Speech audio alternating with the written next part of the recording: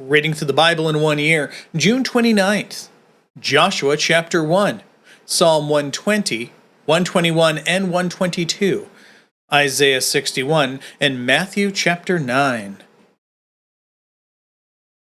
Since we're in a new book, let's go ahead and read the introduction. If I can find my mouse, there we go. The 5 books of Moses anticipated the fulfillment of God's promise to Abraham regarding the Promised Land.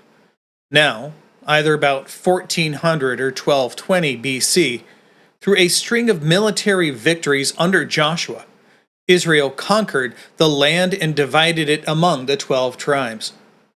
In these battles, it became evident that God fights for his people when they are strong and courageous, a recurring theme that we mentioned before, and put their full trust in him.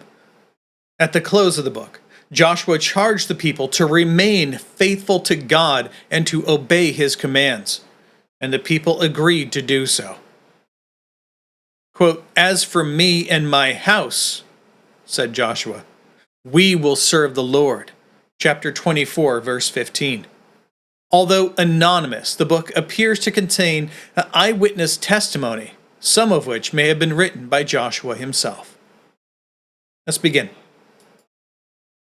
Now, it came about after the death of Moses, the servant of Yahweh, that Yahweh spoke to Joshua the son of Nun, Moses' attendant, saying, "Moses," make sure we don't lose notes here. There's a lot of really good notes in this section. Again, verse 2, "Moses, my servant, is dead. So now arise, cross this Jordan, you and all this people, to the land which I am giving to them, to the sons of Israel. Every place on which the sole of your foot treads, I have given it to you, just as I spoke to Moses. From the wilderness and this Lebanon, even as far as the great river, the river Euphrates, all the land of the Hittites, as far as the great sea toward the setting of the sun, will be your territory. No man will be able to stand before you all the days of your life, just as I have been with Moses. I will be with you. I will not fail you nor forsake you. Be strong and courageous, for you shall cause this people to inherit the land which I swore to their fathers to give to them. Only be strong and very courageous, to be careful to do according to all the law which Moses my servant commanded you. Do not turn aside from it to the right or to the left, so that you may be prosperous wherever you go. This book of the law shall not depart from your mouth, but you shall meditate on it day and night, so that you shall be careful to do according to all that is written in it. For then you will make your way successful, and then you will be prosperous. Have I not commanded you? Be strong and courageous. Do not be in dread or dismayed, for Yahweh your God is with you wherever you go." Then Joshua commanded the officers of the people, saying, "Pass through the midst of the camp and command the people, saying, prepare provisions for yourself." I'm about to lose some notes here in the middle. I'm going to go ahead and scroll through these for you. Okay, continuing on. "Pass through the midst of the camp and command the people, saying, prepare provisions for yourself. For within 3 days you are to cross this Jordan, to go in to possess the land which Yahweh your God is giving you to possess it." To the Reubenites and the Gadites and the half-tribe of Manasseh, Joshua said, "Remember the word which Moses, the servant of Yahweh, commanded you, saying, Yahweh your God gives you rest and will give you this land. Your wives, your little ones, and your cattle shall remain in the land which Moses gave you beyond the Jordan. But you shall cross before your brothers in battle array, all your valiant warriors, and shall help them, until Yahweh gives your brothers rest, as he gives you. And they also possess the land which Yahweh your God is giving them. Then you shall return to the land of your possession and possess it, which Moses, the servant of Yahweh, gave you beyond the Jordan to the east toward the sunrise. And they answered Joshua, saying, All you have commanded us we will do, and wherever you send us we will go. Just as we listened to Moses in all things, so we will listen to you. Only may Yahweh your God be with you as he was with Moses. Anyone who rebels against your command and does not listen to your words in all that you command him shall be put to death. Only be strong and courageous. Now Psalms 120 through 122.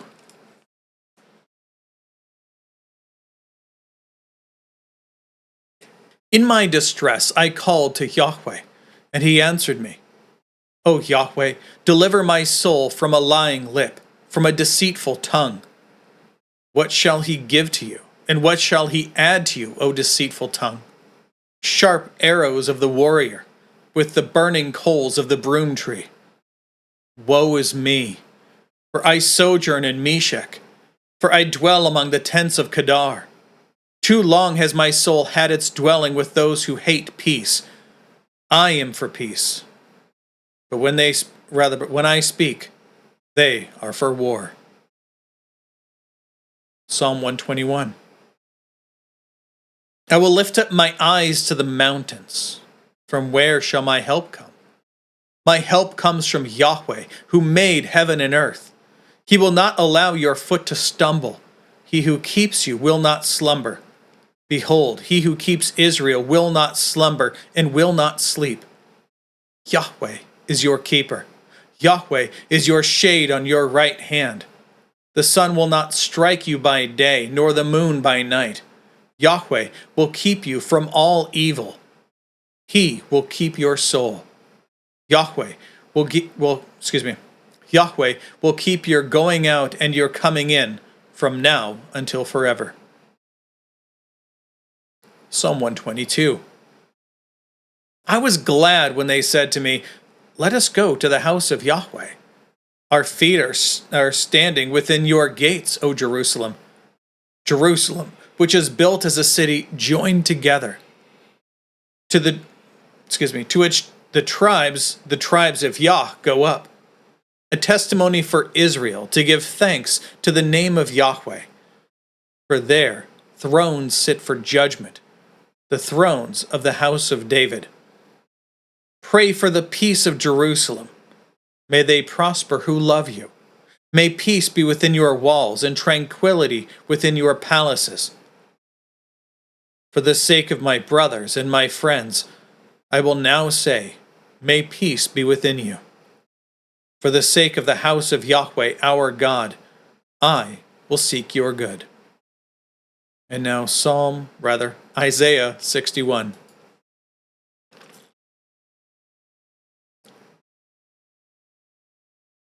The Spirit of Lord Yahweh is upon me, because Yahweh has anointed me to bring good news to the afflicted.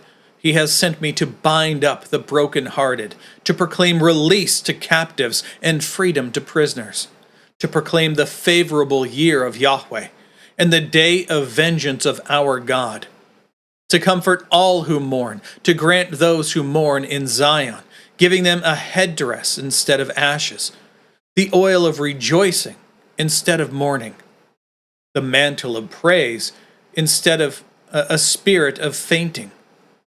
So they will be called oaks of righteousness, the planting of Yahweh, that he may show forth his beautiful glory.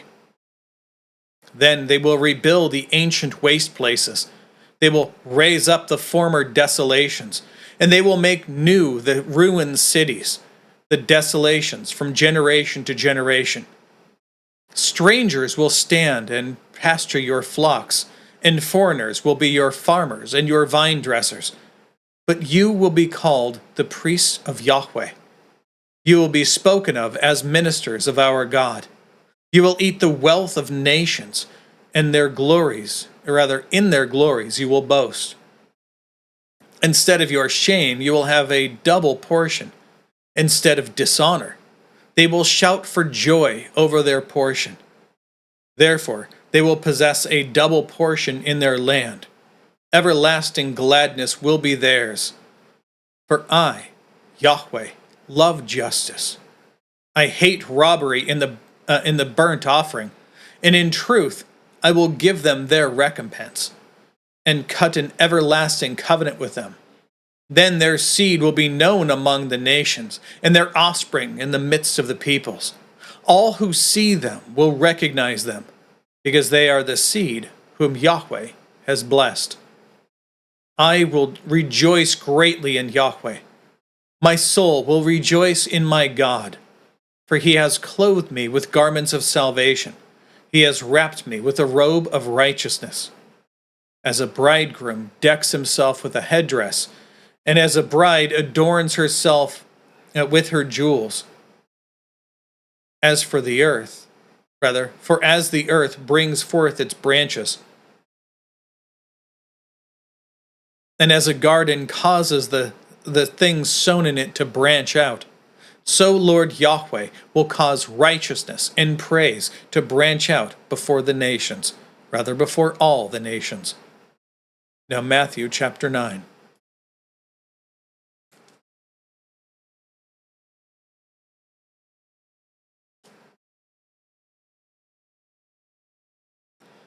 And getting into a boat, Jesus crossed over the sea and came to his own city. And behold, they brought to him a paralytic lying on a bed. Seeing their faith, Jesus said to the paralytic, "Take courage, son, your sins are forgiven." And behold, some of the scribes said to themselves, "This man blasphemes." And Jesus, knowing their thoughts, again, something only God can do, said, "Why are you thinking evil in your hearts? For which is easier to say, 'Your sins are forgiven,' or to say, 'Get up and walk'? But so that you may know that the Son of Man has authority on earth to forgive sins," then he turned and said to the paralytic, "Get up, pick up your bed and go home." And he got up and went home.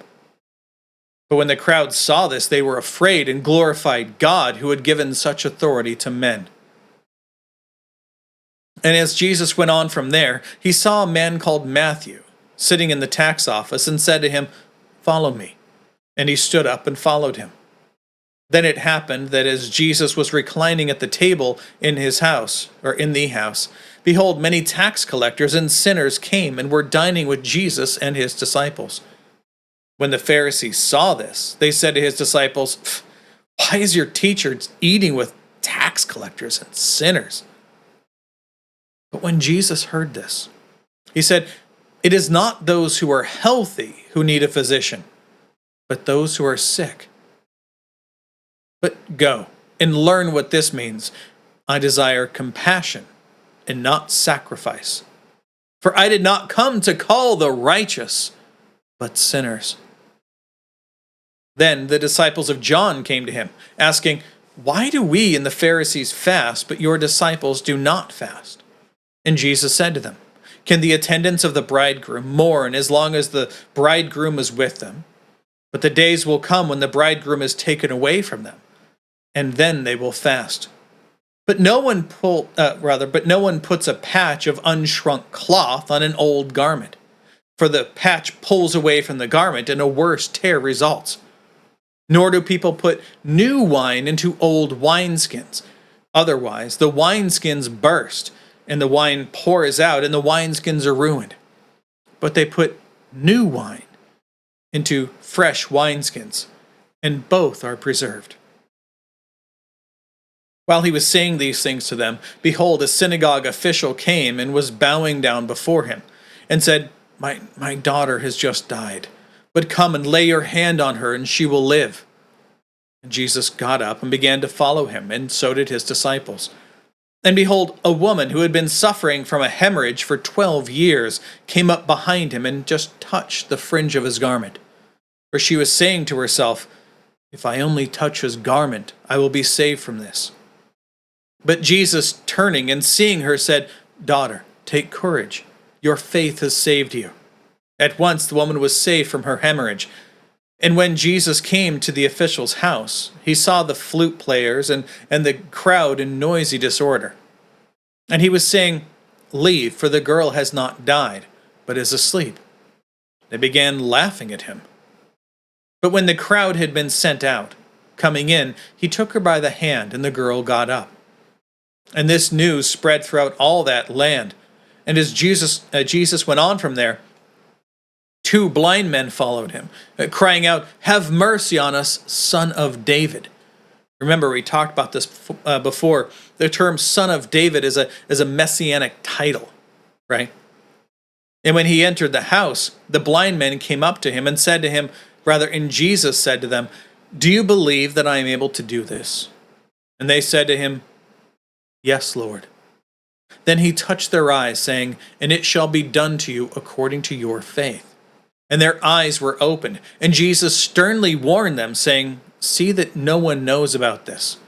But they went out and spread the news about him throughout all that land. Now, as they were going out, behold, a mute, demon-possessed man was brought to him. And after the demon was cast out, the mute man spoke, and the crowds marveled, saying, "Nothing like this has ever been done in Israel, or ever been seen in Israel." But the Pharisees were saying, "He casts out demons by the ruler of demons."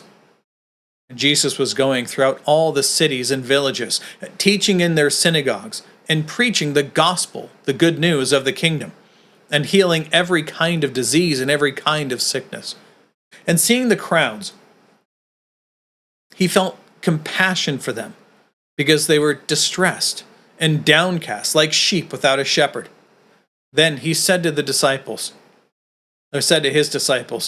"The harvest is plentiful, but the workers are few. Therefore, pray earnestly to the Lord of the harvest to send out workers into his harvest." That's it for today.